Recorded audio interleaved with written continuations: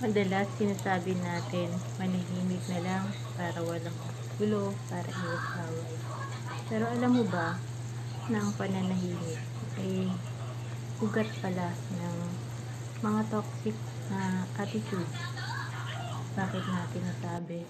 Kasi sa halip na sinasabi mo, ina-express mo yung nararamdaman mo, o sabihin mo kung ano yung ayaw mo, yung kinakagalit mo, para mapag-usapan, kinikimkim mo maabot ng years hanggang sa naiipon na siya ng naiipon kasi hindi mo sinasabi.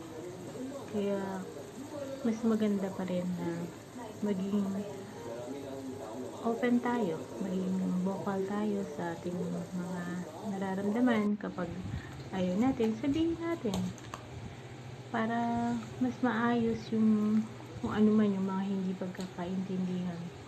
Diba? Mas maganda yung napapag-usapan kaagad, natutog. Kasi minsan, iba-iba naman tayo ng interpretations eh. Yung akala mo na ganito, ganyan.